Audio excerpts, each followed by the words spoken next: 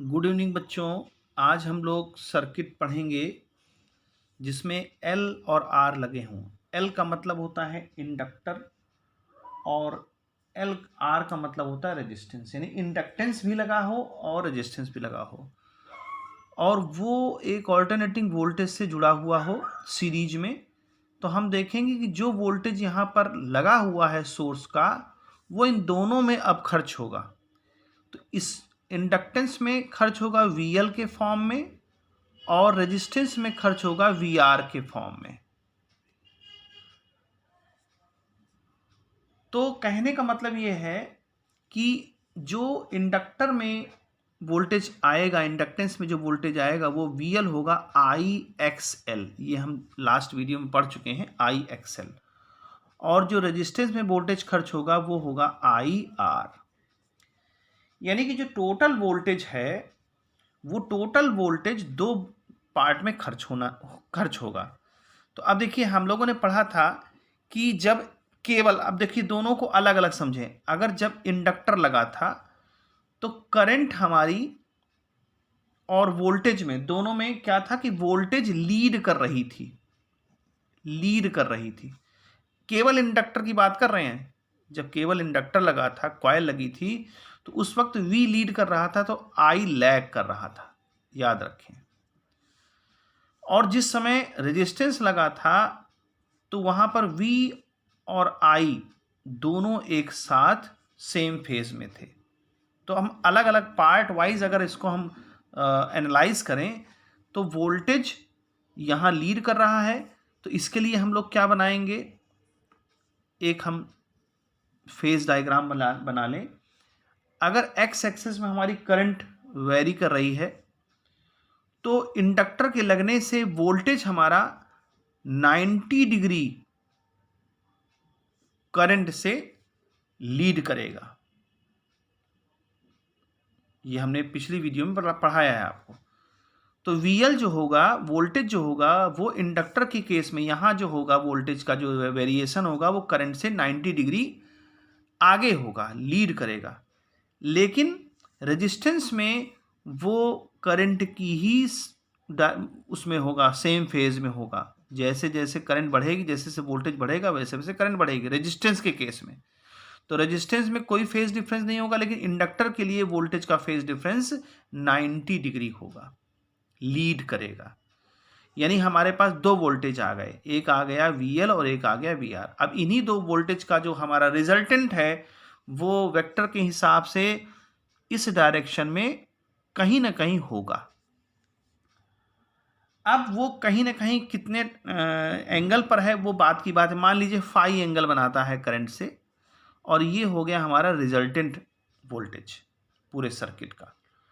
तो इसमें क्या करेंगे आप, इसमें हम देखेंगे कि जो रिजल्टेंट वोल्टेज है इसको कैसे निकालें। तो अब हम क्या करेंगे कि यहाँ पर आपने पढ़ा होगा, एक वेक्टर डायग्राम बना लें, इसको ओरिजिन मान लें।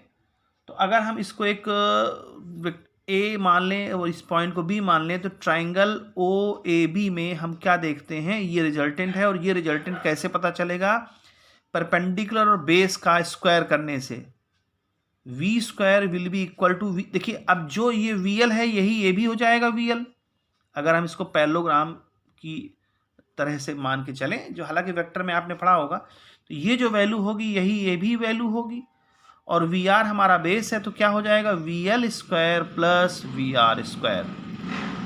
अब यहां देखते हैं हम लोग कि जो VL है, ये VL को हम लोग क्या लिख सकते हैं, IXL। ये यहां पर जो लिखा है IXL का होल स्क्वायर। और VR को क्या लिख सकते हैं, IR का होल स्क्वायर। तो देखिए I कॉमन हो जाएगा स्क्वायर के फॉर्म में, XL square plus R square अंदर रह जाएगा और ये V स्क्वायर बाहर हो जाएगा। ये तो बाहर था ही। इसी I को अगर हम नीचे ले आए तो लिख सकते हैं V square upon I square is equal to XL square plus R square. अब यहां देखिए बच्चों, अगर ये स्क्वायर हटा देते हैं तो यहां क्या बन जाएगा हमारा, V upon I is equal to under root XL square plus R square.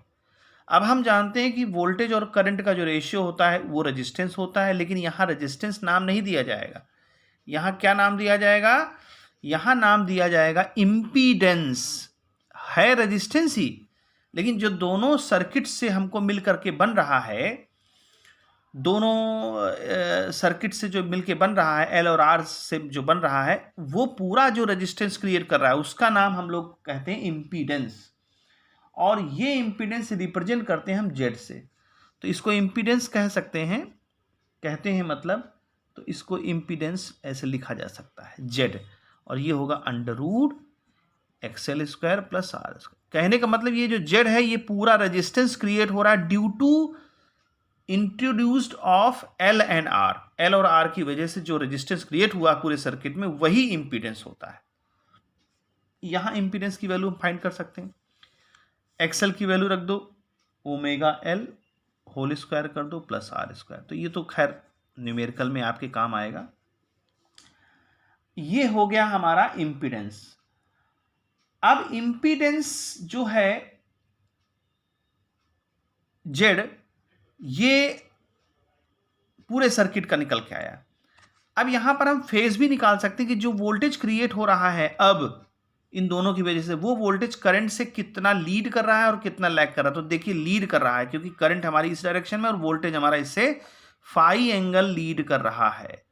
तो हम देखें कितना फेज डिफरेंस है दोनों के बीच में। तो tan फाई, जैसा कि मैथ में आप पढ़ते हैं tan थीटा, तो परपेंडिकुलर अपॉन बेस। परपेंडिकुलर क्या है, VL है, और बेस क्या है, VR। तो यहाँ हम ये लिख सकते हैं, VL को लिख सकते हैं IXL और VR को लिख सकते हैं IR। तो I से I कैंसिल हो जाएगा, क्या बचेगा, XL अपॉन R।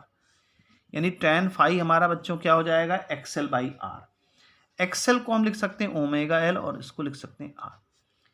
यानी कि ये फेज डिफरेंस है पूरे सर्किट में जो वोल्टेज है और जो रेजिस्टेंस है उनका। यानी L और R में जो फेज डिफरेंस, यानी कि जो इसके बीच में वोल्टेज क्रिएट हो रहा है और जो इसके बीच में वोल्टेज क्रिएट हो रहा है, दोनों के बीच में इतना फेज डिफरेंस होगा। तो ये ओवरऑल पूरे सर्किट का होता है। अब मान लें फाई की वैल्यू अगर 0 हो जाए, तो देखिए फाई की वैल्यू अगर 0 हो जाए, फाई की वैल्यू अगर 0 होती है, एक कंडीशन हम लोग ले लेते हैं, अगर फाई की वैल्यू 0 है, इसका मतलब क्या हुआ, इसका मतलब वहां इंडक्टर है ही नहीं, वहां L 0 होगा। क्यों कि अगर L 0 हो जाए मतलब ये चीज ना हो, पूरे सर्किट में ये हो ही ना, तो केवल रेजिस्टेंस बच जाएगा, और जब रेजिस्टेंस बच जाएगा तो फेज डिफरेंस होगा ही नहीं। तो यहां ये भी कह सकते हैं कि इफ, इसको हालांकि ये लिखना चाहिए पहले, if L is equal to 0 then phi equal to 0। तो उस केस में क्या होगा कि करंट और वोल्टेज दोनों सेम फेज में होंगी। और अगर R 0 हो जाए, अगर R 0 मतलब ये ना हो, ये एब्सेंट हो, तो जब R 0 हो जाएगा, देखिए ये वैल्यू नीचे 0 हो गई और ऊपर कुछ भी लिखा है, अगर नीचे 0 है तो उसका वैल्यू क्या होगा, tan phi is equal to tan, अब ये पूरा इन्फिनिटी हो जाएगा, सॉरी ये इन्फिनिटी हो जाएगा। तो इसका मतलब इन्फिनिटी कहाँ होता है, tan 90 में होता है। तो इसका मतलब फेज हमारा क्या होगा, 90 डिग्री हो जाएगा। इसका मतलब क्या हुआ, वही पुराना सर्किट जो हम लोगों ने पढ़ा है, केवल इंडक्टर वाला, जो हमारी लास्ट वीडियो थी, केवल ओनली इंडक्टर। क्योंकि R नहीं है, R एब्सेंट है, तो ओनली इंडक्टर हो गया। और जब ओनली इंडक्टर था तो हम लोगों ने पढ़ा था कि जो फेज डिफरेंस है करंट और वोल्टेज का, वो 90 डिग्री है। यानी कि वोल्टेज लीड कर रहा है बाई 90 डिग्री फेज। तो ये हमारा सर्किट था LR सर्किट।